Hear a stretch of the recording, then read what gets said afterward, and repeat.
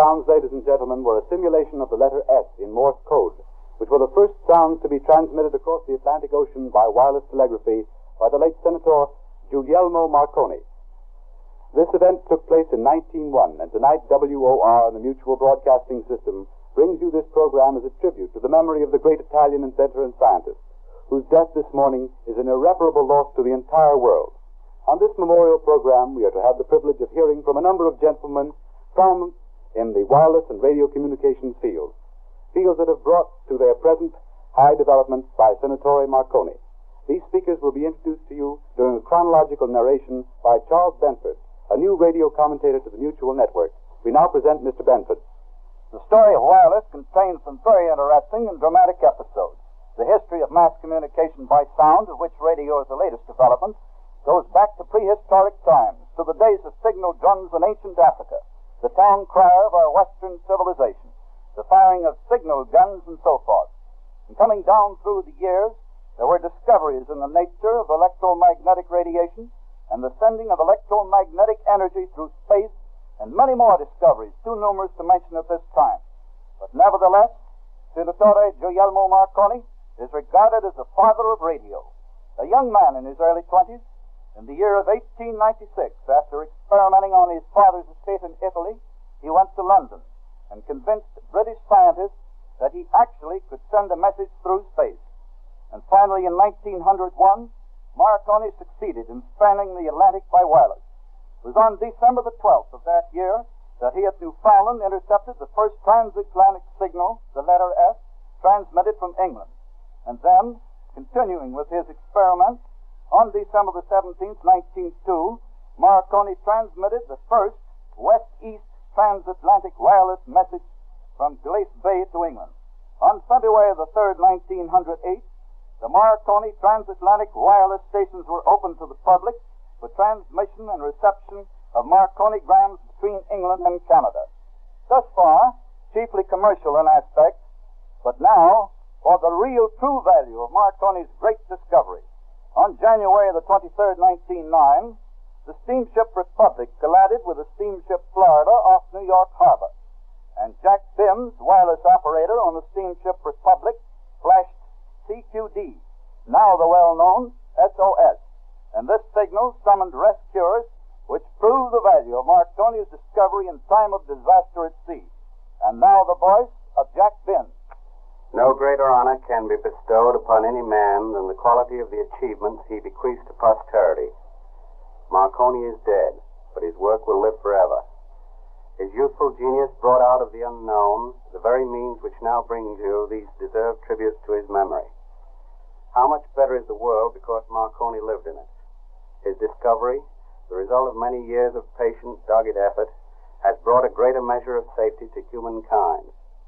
It has eliminated the old perils of the sea and made the air a reasonably safe medium of transportation. It has brought to millions of people a source of education and entertainment that will profoundly change the social structure of the world. It is the basis upon which television, the newest marvel of science, will soon enable us to see the things that are now unseeable. Marconi will go through the ages as the inventor of radio. His place in history is secure, and deservedly so. There were many brilliant men during the 90s of the last century working just as devotedly as Marconi to find a means for communicating intelligence through space without connecting wires. None were successful before Marconi. One of them, a noted British engineer, Sir William Preece, later said, "We all knew the egg, but Marconi showed us how to stand it on end." It is such men as Marconi who create the foundations upon which the more solid and enduring progress of mankind is based. Marconi was doubly gifted. He had the ability to dream dreams and then forge realities out of their tenuous stuff. His organizing ability was directly responsible for the rapid development and practical application of his great discovery. Those of us who had the privilege of working with and for him deeply mourning his passing, but in our hearts we are proud that we had a part in adapting his work to the service of society. In 1910, the United States approved an act requiring certain passenger ships to carry wireless equipment and operators. In 1911, the Department of Commerce organized a radio division to enforce the Wireless Act of 1910. On April the 14th, 1912, the Titanic disaster also proved the value of wireless at sea. Jack Phillips and Harold Bride were the wireless operators. And to commemorate their work and their lives, a monument was erected in Battery Park, New York, by popular contribution, the maintenance of which is provided for by the Veteran Wireless Operators Association. And now a word from the president of this international association, Mr. William J. McConicle. 6 years ago, on December 12, 1931, the president of the Veteran Wireless Operators Association spoke over this station in conjunction with the worldwide broadcast commemorating the 30th anniversary of the conquest of the Atlantic by wireless communication. We were then privileged to present Senatore Marconi with a special gold medal of our association. Tonight, I am here to inscribe his name on the perpetual roll of honor of our association and to pay our last respects to our late beloved member, Guglielmo Marconi, wireless veteran number 1. Any tribute, however great, that we might pay at this time would be small by comparison with his accomplishments. From that first day in 1895, when Marconi achieved the first successful transmission of intelligence by wireless communication, he continued daily active, improving and perfecting the new communications medium.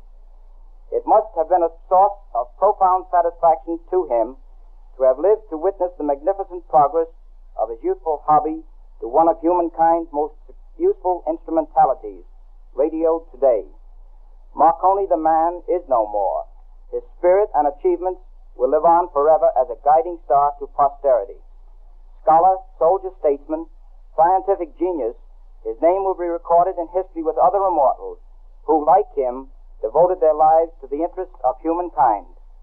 On behalf of the Veteran Wireless Operators Association, I extend deepest sympathies and condolences to the members of his family at the loss of a devoted husband and father, to our fellow men at the loss of a celebrated inventive genius.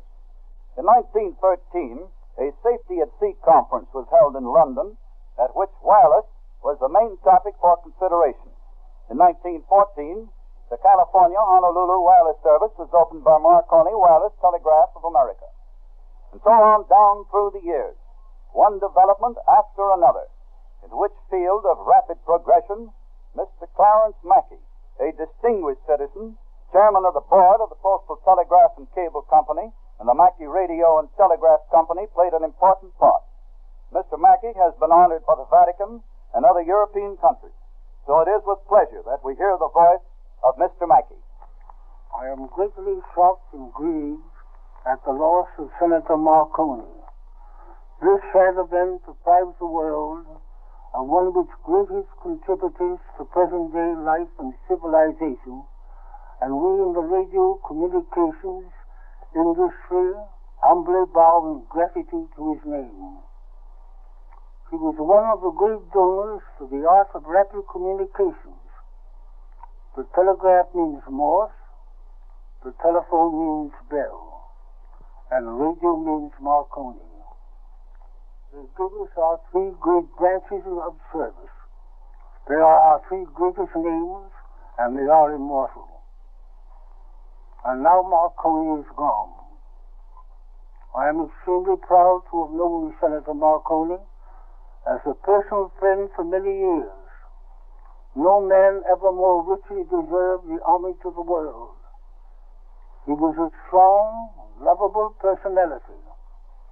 As to his genius, like all others in radio, I refer to it humbly, and with the world I could only marvel in amazement at what he gave us. There is no need to dwell on Senator Marconi's colossal contribution.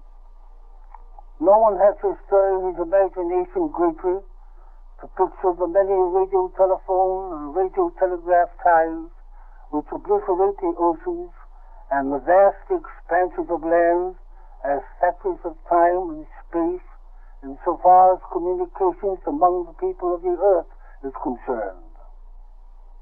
I am sure that those of us in communications unitedly pledge to this sad time our best efforts to make the most throughout the future of a Marconi's amazing gift to the world, and by development, research, and alertness to the needs of increasing world progress, to see that radio is always the amazing servant of humanity which is left with us today.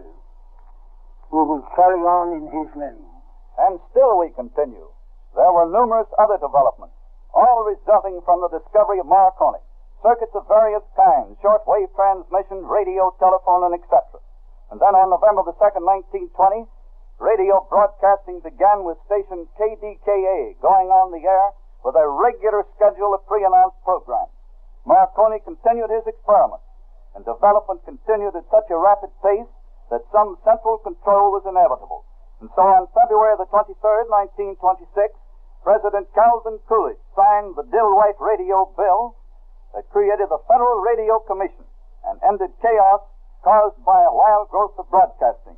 Dr. Orestes H. Caldwell was one of the first commissioners appointed to this commission. And now I am pleased to introduce Dr. Caldwell. Courage was a quality in Marconi's makeup no less important than his technical insight.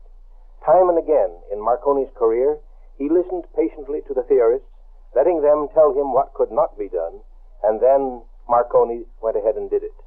He demonstrated this fearlessness of obstacles as a youth of 21 when he sent those wireless signals in his father's garden, and again he showed his faith in 1901 when he began his experiments to span the Atlantic. All of the scientists of that period were sure that wireless waves moved in straight lines like light, and so could not be sent across the curving expanse of the ocean. But Marconi persisted, and in 1901 the first faint signals across the Atlantic held to their curving path, as we now know, by the reflecting layers of the upper atmosphere.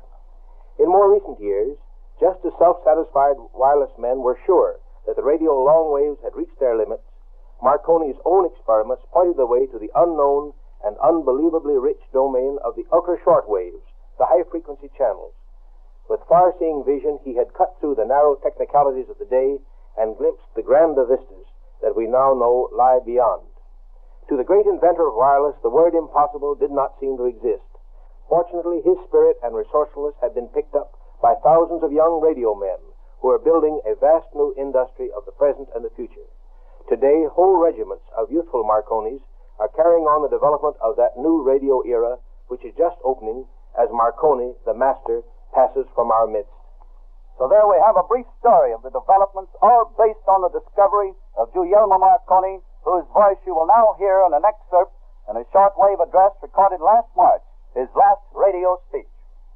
Needless to say, I am rather satisfied with the thought that if, in spite of the great distance utterly separating us, you hear my voice as clearly and as distinctly as I think you should, I am personally responsible to a certain extent for this rather remarkable feat. Yes, the voice that was, but now the voice that continues throughout the ages. Dots and dashes, the actual human speaking voice and music.